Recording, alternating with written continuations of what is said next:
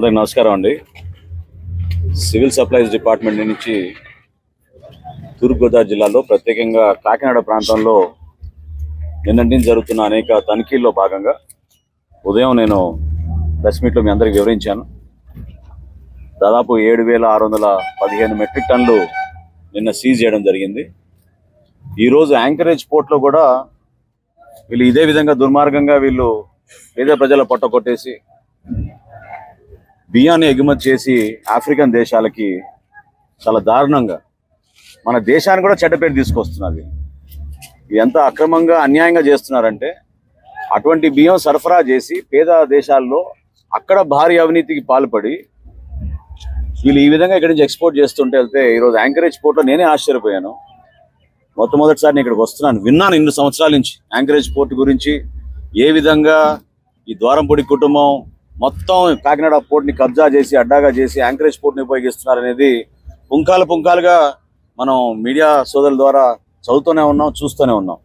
కానీ ఈరోజు మేము సందర్శించినప్పుడు ప్రధానంగా అశోక ఒకటి, తర్వాత H1 ఒకటి, ఈ రెండిట్లో కూడా తనిఖీలు చేసినప్పుడు పబ్లిక్ డిస్ట్రిబ్యూషన్ సిస్టంలో ఉండాల్సిన బియ్యం ఇక్కడ ఆధారాలతో సహా మాకు దొరికింది. సో 2,800 మెట్రిక్ టన్నులు అశోకాలో అయితే H1లో 2,500 మెట్రిక్ టన్నులు, అంటే 5,300 మెట్రిక్ టన్నులు ఈరోజు ఉదయం ఈ తనిఖీలో మేము సీజ్ చేసాం. పోర్టు అధికారి గారికి కూడా నేను రిక్వెస్ట్ చేశాను, షిప్పింగ్ మొత్తం ఆపేయమని. ఖచ్చితంగా ఇంకా లోతుగా తనిఖీలు చేయాలి.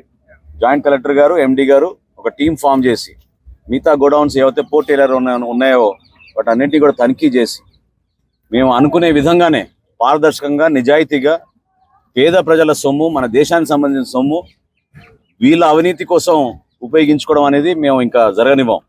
ఎట్టి పరిస్థితుల్లో కూడా ఈ వ్యవస్థ మార్పు కోసం నిజాయితీగా పనిచేసే వ్యక్తుల్ని ముందుకు తీసుకొచ్చి జాగ్రత్తగా పారదర్శకంగా ఈ ప్రాంతంతో మొదలుపెట్టాం. ఈ క్లీనప్ అనేది నేను మొట్టమొదటి నుంచి కూడా అంటూనే ఉన్నాను. ఇక్కడ ఒక కార్టెల్ ఏర్పడింది, ఈ కార్టెల్ని బ్రేక్ చేయాలి. సమయం పెట్టినా పర్లేదు, ఎంత కష్టమైనా పర్లేదు, ప్రతి గోడౌన్లో వెళ్ళి మేము చెక్ చేస్తాం.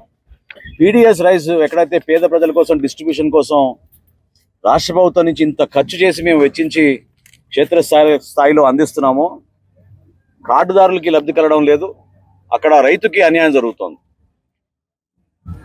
ఆ పరిస్థితి రాకుండా చూడాల్సిన బాధ్యత మా అందరిపైన ఉంది.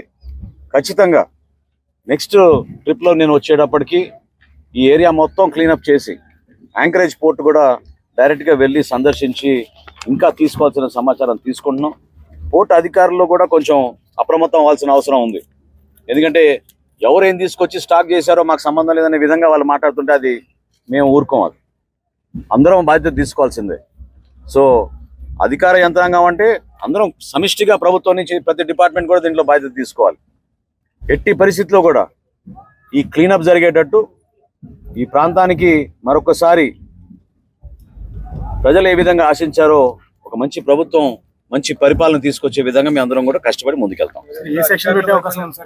చాలా ఉంటాయి సెక్షన్స్, ఏం తొందరపడబాకండి.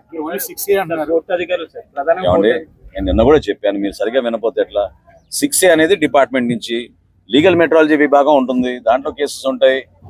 DSP గారికి చెప్పాను ఎంక్వైరీ చేసి మొత్తం తీసుకురమ్మని. ఉదయం కూడా నేను చెప్పాను, సమగ్రమైన రిపోర్ట్ తయారు చేసినాక మేము ఇది CIDకి హ్యాండ్ ఓవర్ చేస్తాం. ఒక నిర్ణయం తీసుకుని రాష్ట్ర ప్రభుత్వం తరఫున నిర్ణయం తీసుకుని చేస్తాం. అందరూ ఉండాలి.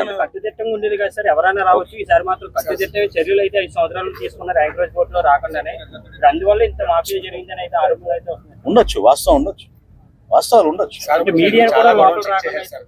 వాస్తవాలు ఉండొచ్చు.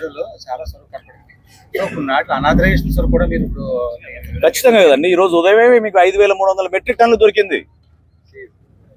5,300 మెట్రిక్ టన్నులు సీజ్ చేసాం. కన్సర్న్ ఆఫీసర్స్ దాని గురించి యాక్షన్ తీసుకుంటారు. తప్పకుండా కొంచెం సమయం ఇవ్వండి, సమగ్రంగా చేస్తాం.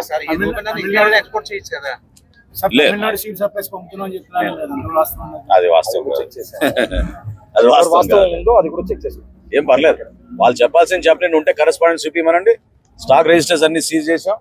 తప్పకుండా మాకున్న అనుభవం, అవగాహనతోటి చాలా క్లియర్గా అర్థమైంది, వీళ్ళు PDS రైస్ని దారి మళ్లిస్తున్నారు. అన్యాయంకి పాల్పడుతున్నారు, అవినీతికి పాల్పడ్డారు.